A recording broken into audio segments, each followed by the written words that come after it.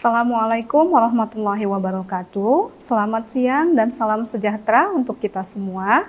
Perkenalkan, saya Dr. Saadatul Rizkilah Pasaribuh M.Biomed.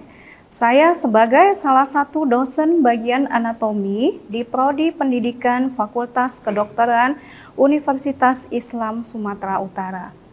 Adapun riwayat pendidikan saya menyelesaikan studi S1 Pendidikan Dokter di Fakultas Kedokteran Universitas Islam Sumatera Utara atau WISU pada tahun 2010. Dan saya menyelesaikan S2 pada tahun 2015 di program studi Ilmu Biomedis Fakultas Kedokteran Universitas Indonesia dengan peminatan khusus ilmu anatomi. Fakultas Kedokteran WISU menggunakan kurikulum berbasis kompetensi yang berpedoman pada kurikulum berdasarkan SKDI atau Standar Kompetensi Dokter Indonesia. Proses pengajaran menggunakan strategi pembelajaran yang disingkat dengan SPICES. Salah satunya yaitu belajar berdasarkan masalah atau yang disebut sebagai problem-based learning. Kegiatan pembelajaran dilaksanakan berdasarkan modul yang berisikan skenario masalah yang menjadi trigger atau pemicu dalam belajar melalui diskusi tutorial. Kegiatan belajar diperoleh melalui belajar mandiri, kuliah, dan konsultasi pakar.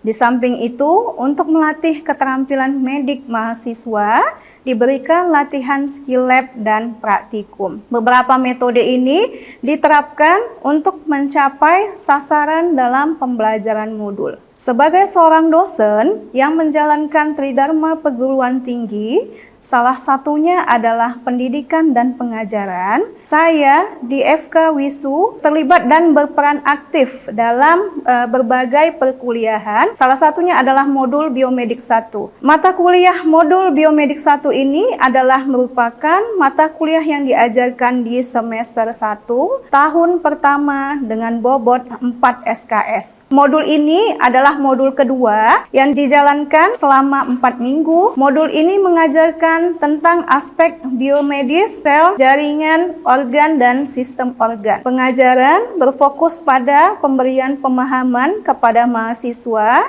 mengenai sel, organ, jaringan, dan sistem organ manusia. Modul ini diajarkan oleh beberapa dosen atau dengan metode team teaching dengan kontributor meliputi berbagai bidang ilmu, diantaranya ada fisiologi, histologi, biokimia, anatomi, dan ilmu patologi anatomi. Dalam hal keterampilan klinis, mahasiswa diajarkan pemeriksaan fisik. Capaian pembelajaran dari modul ini adalah mahasiswa memahami mengenai biomedis dasar dari struktur fungsi dan organisasi tubuh manusia. Yang kedua adalah mahasiswa memahami hematoimunologi dasar. Yang ketiga, mahasiswa melakukan keterampilan pemeriksaan fisik dasar dan sterilisasi. Pada modul ini terdapat 16 materi pembelajaran dengan 16 sub CPMK. Salah satunya adalah kemampuan dalam menjelaskan topografi tubuh manusia. Indikator penilaian capaian dari sub CPMK ini adalah ketepatan mahasiswa dalam menjelaskan. Yang pertama adalah definisi terminologia anatomika, yang kedua bidang-bidang dan potongan anatomi, yang ketiga garis-garis orientasi, kemudian yang keempat adalah struktur tubuh manusia berdasarkan regio dan sistematis. Yang kelima ada kavitas badi, kemudian yang keenam adalah penggunaan topografi dalam pemeriksaan klinis. Metode pembelajaran dilakukan dengan cara kuliah pakar, tatap muka, dan berinteraksi dengan kegiatan small group discussion berdasarkan problem-based learning. Berbagai bahan ajar saya gunakan sebagai referensi dalam penyampaian modul ini, diantaranya textbook anatomi, atlas anatomi, serta video pembelajaran. Pembaharuan bahan ajar seperti buku modul, panduan, penuntun praktikum saya lakukan di setiap tahunnya. Adapun assessment atau penilaian dari modul ini terdiri dari evaluasi harian. Dalam hal ini dilakukan secara formatif dengan form penilaian SGD dengan bobot sebesar 10%. Evaluasi mingguan di mana mahasiswa diwajibkan membuat suatu makalah yang berisi penjelasan tentang hasil pembelajaran selama seminggu, kegiatan pembelajaran dengan bobot 20%, dan evaluasi akhir modul dengan metode MCQ berbasis CBT atau computer based sebesar 70%. Berikut adalah cuplikan video pembelajaran saya dalam modul Biomedik 1.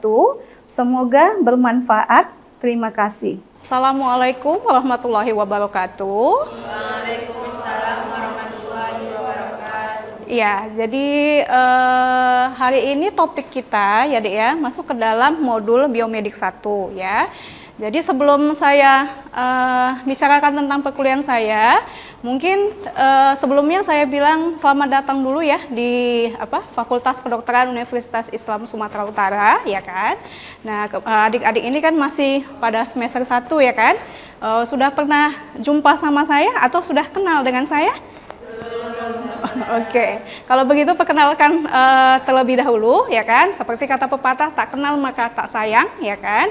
Nah, jadi nama saya perkenalkan seperti yang terlampir di sini adalah Dr. Saadatur Rizkylah Pasaribu, M Biomed. Saya termasuk ke dalam bagian anatomi FK Wisu ya. Jadi kita di sini ada berlima ya.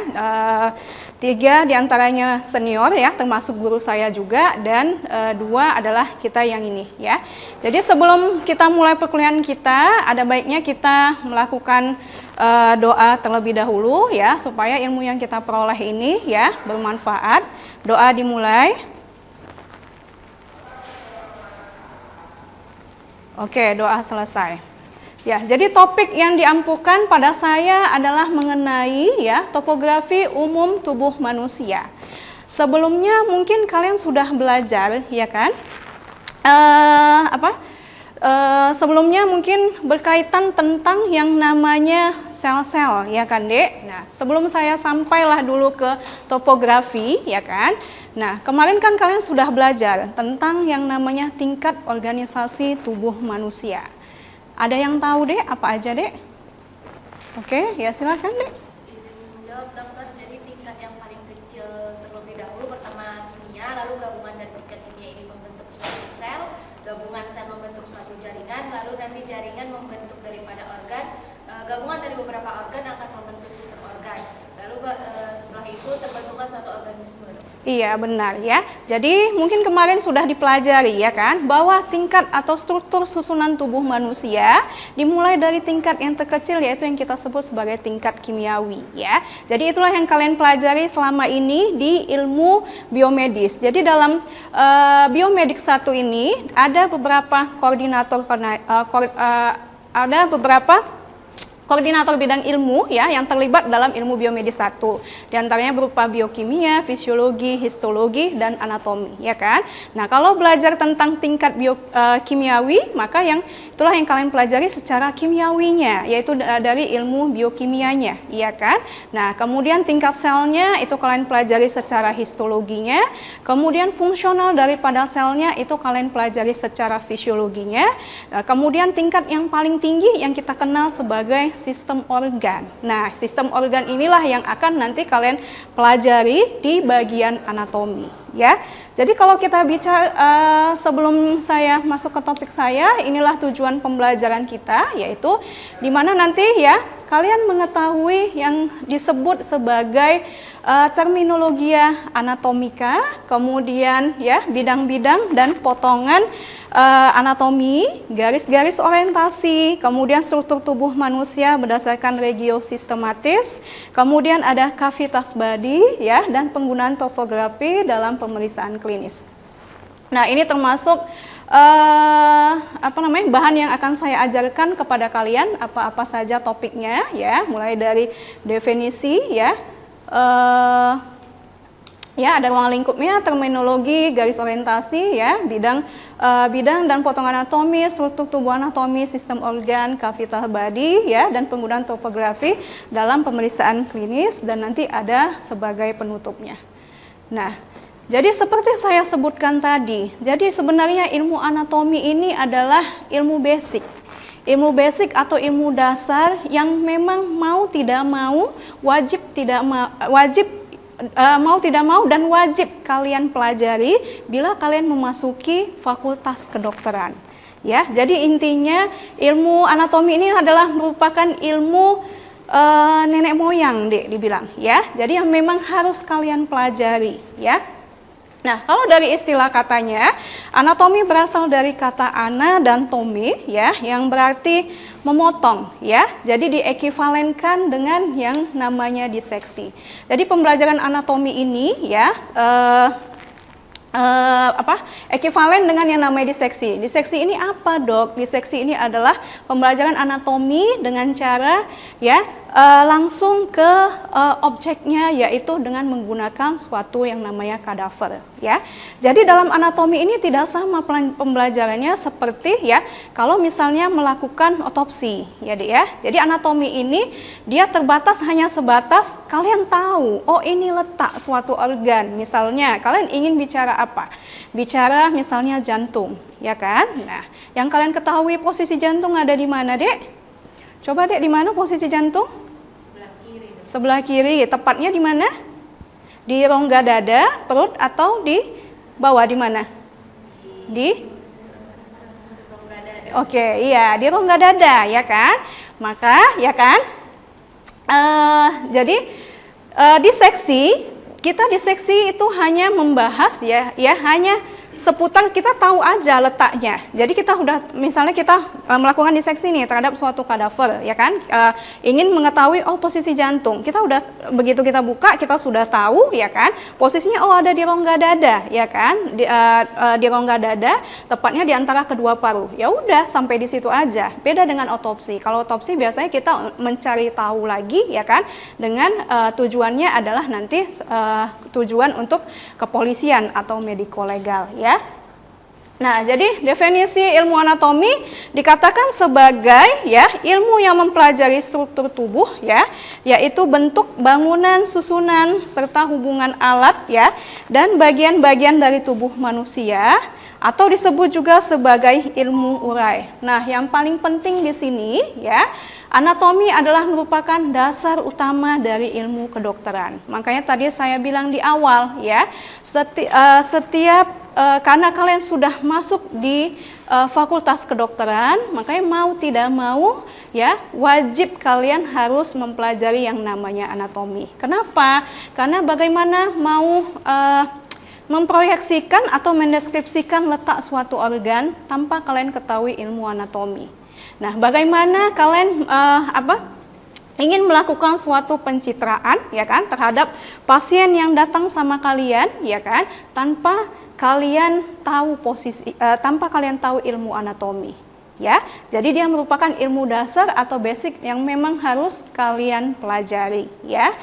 Nah, jadi ilmu anatomi katanya mengenalkan pada mahasiswa sebagian besar terminologi kedokteran. Benar. Jadi kalau kita mempelajari ilmu anatomi, maka bahasa-bahasa yang kita gunakan itu bahasa-bahasa yang mungkin baru pertama kalian dengar, Dek, ya. Jadi dia tidak memakai bahasa awam atau bahasa Indonesia, ya. Dia dipakai nanti dengan menggunakan bahasa Latin atau bahasa Yunani, ya. Jadi fokus anatomi adalah pada struktur, tetapi struktur dan fungsi harus dipandang sebagai satu kesatuan, ya. Artinya di sini sebagai satu kesatuan sistem, ya. Nah, kemudian ini istilah topografi, ya, berasal dari kata topos yang berarti tempat, lokasi, kemudian grapein, ya, menuliskan atau menggambarkan. Jadi secara katanya topografi anatomi adalah hubungan spasial antara struktur. Jadi istilahnya menggambarkan letak lokasi, ya, posisi daripada suatu organ dan hubungannya antara organ-organ yang berdekatan dengan organ tersebut, ya. Sebagai contoh misalnya yang tadi kalian ingin mempelajari jantung, ya. Jantung posisinya kita sama-sama tahu itu ada di rongga dada, ya kan? Di rongga dada, dia posisinya di mana? Tepatnya, ya kan, di antara kedua paru-paru, ya kan? Nah, jadi kalau kita lihat lagi, ya kan, kita masuk lagi ke lebih dalamnya lagi, ya kan? Di antara kedua paru, posisinya berada di belakang tulang iga atau kita sebut sebagai tulang sternum atau osternum, dan dia posisinya ada di depan, ya, tulang belakang atau yang kita sebut sebagai kolumna vertebralis. Ya, jadi kalau mau kita gambarkan spesifiknya demikian. Jadi itulah dikatakan sebagai hubungan spasial antar struktur. Jadi hubungannya antara satu organ dengan organ lainnya yang menyatakan letak posisi daripada organ tersebut, ya. Nah, ruang lingkup anatomi ini banyak ya Dek ya, banyak, mulai dari yang sifatnya makroskopis ya sampai yang mikroskopis. Yang makroskopis inilah inilah merupakan bagian daripada ilmu anatomi ya, yang sifatnya dia dapat dilihat dengan mata ya. Nah, jadi istilahnya dapat dilihat dengan kasat mata. Kalau secara mikroskopis ya, itu nanti pelajarannya di histologi. Mungkin kalian sudah belajar ya, kemarin histologi ya Dek ya. Nah, yaitu dengan menggunakan suatu alat yang disebut sebagai mikroskop. Kemudian ada anatomi molekuler, ya ini dikembangkan dalam biologi molekuler dengan pendekatan secara morfologi. Kemudian kalau kita pandang dari sudut perkembangan dan pertumbuhannya, ya dikenal sebagai anatomi developmental. Ya, ini membahas diantaranya ada ilmu embriologi, ya, pediatrik anatomi dan teratologi. Nah, sebelum saya masuk ke lebih dalam, ya, mengenai struktur saja di dalam tubuh kita ini atau sistem organ apa saja di dalam tubuh kita ini ya. Jadi untuk ini saya pentingkan ya untuk kalian tahu nanti memposisikan ya kan atau mendeskripsikan gambaran posisi daripada suatu organ bermula daripada posisikan dulu organ tersebut dengan posisi anatomisnya. Karena bisa aja ya kan kalau sekarang lah saya berdiri seperti ini. Sebelah kanan saya dengan sebelah kanan kalian berbeda kan? Oke, ya kan? Maka bisa aja kalau misalnya saya bilang, ini sebelah kanan, kalau kalian pasti enggak, itu sebelah kiri kami gitu, ya kan? Makanya supaya kita sepakat, ya kan? Membilang itu sebelah kanan, sebelah kiri, depan, belakang, ya kan? Atas, bawah, maka kita posisikan dulu dalam posisi anatomis. Paham ya, Dek ya? Nah, jadi bagaimana posisi anatomis itu ya? Nah, bisa kita lihat seperti ini ya. Ada yang bisa mendeskripsikan Dek? Bagaimana posisi anatomis ya? Iya, Dokter. Iya. Untuk posisi anatominya itu berdiri menghadap ke depan. Iya.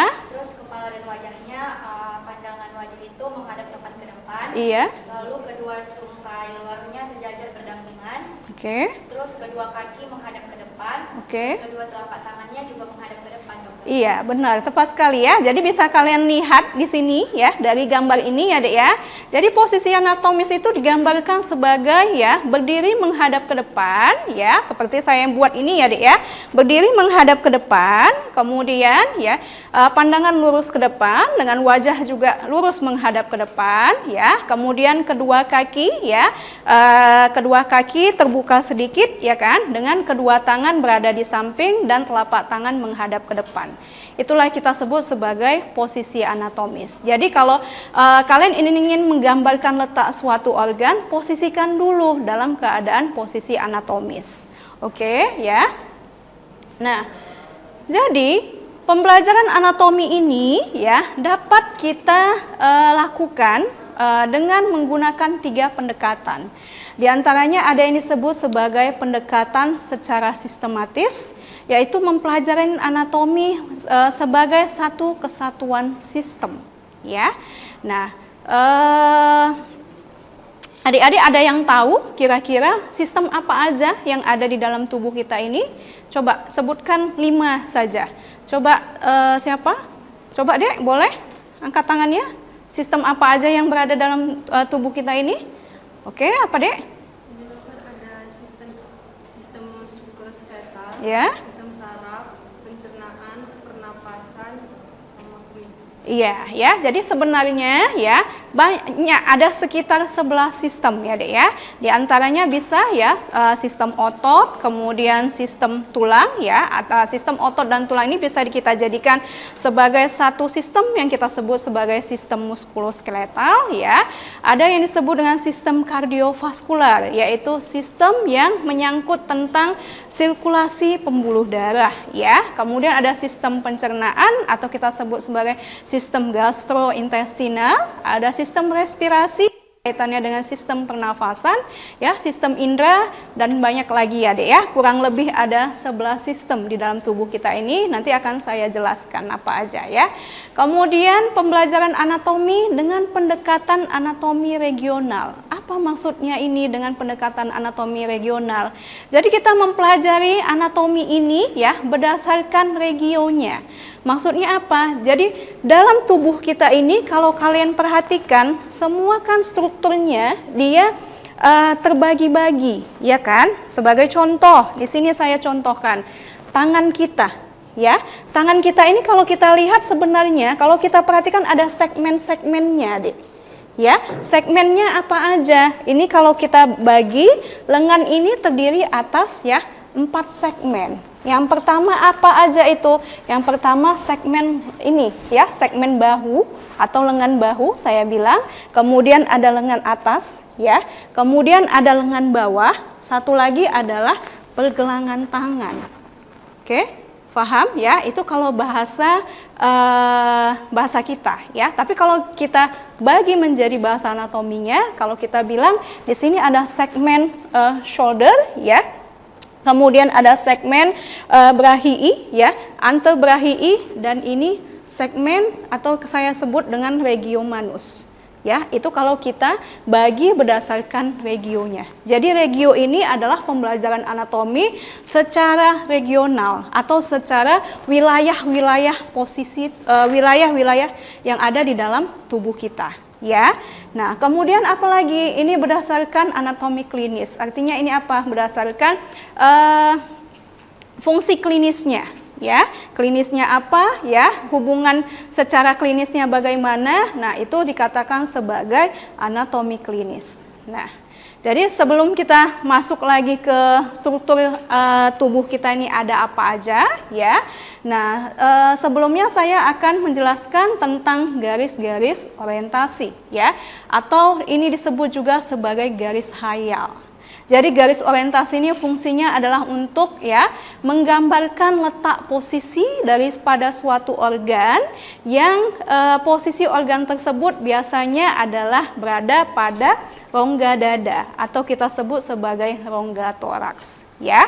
Jadi kalau kita lihat garis-garis orientasi ini, bila kita pandang ini bisa kita lihat dari penampang atau yang disebut sebagai aspektus anterior ya, dan bisa kita lihat juga dari pandangan belakang atau yang kita sebut sebagai aspektus posterior.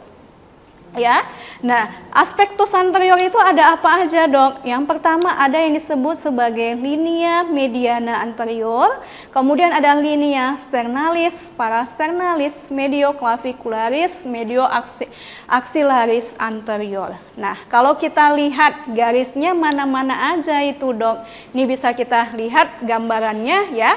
Kalau misalnya linea mediana anterior, ada yang bisa deskripsikan deh apa linea mediana anterior dari mana ke mana? Coba yang cowok deh.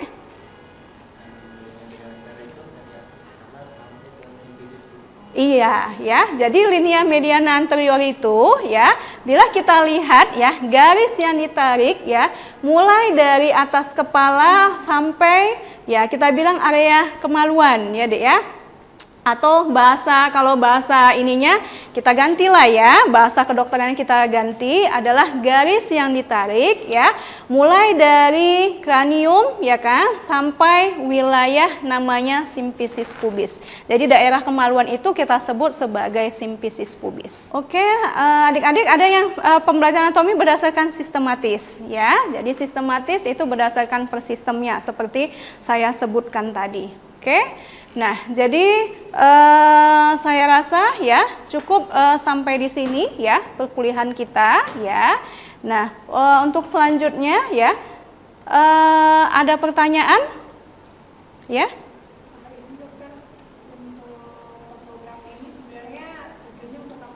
Iya.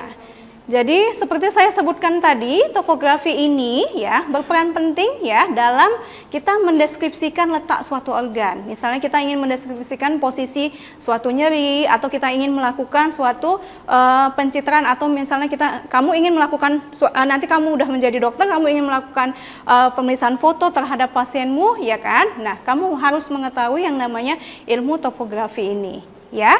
Nah, jadi sebagai kuliah terakhir ya, nanti ada tugas ya yang harus kalian selesaikan ya. Tugasnya ini ya menyangkut kalian resume kembali ya tentang materi perkuliahan kita hari ini ya. Nah, kemudian ya, jadi kalian susun secara sistematis ya, terstruktur mengenai struktur tubuh manusia ya yang terlibat dalam sistematisnya ya. Kemudian ceritakan kembali mengenai garis orientasi dan potongan tubuh ya. Jadi nanti untuk bahan kuliah ya kan akan saya masukkan ke sistem MES kita ya. Dan untuk tugas makalahnya juga nanti kalian kalian inputkan ke dalam MES kita juga ya. Nanti bila ada pertanyaan di luar perkuliahan ya, saya menerima pertanyaan-pertanyaan tersebut, nanti bisa kalian sampaikan juga melalui media MES kita. Oke, masih ada yang mau ditanyakan lagi, Dek? Oke, jika tidak ada ya, terima kasih ya. Semoga bermanfaat. Saya harapkan setelah kuliah ini ya, diulang-ulang kembali topik materi kita seperti saya bilang tadi, ala bisa kana biasa. Nah, jadi saya tutup perkuliahan kita.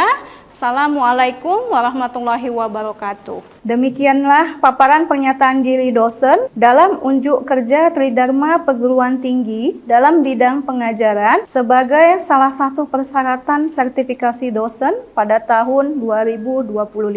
Terima kasih.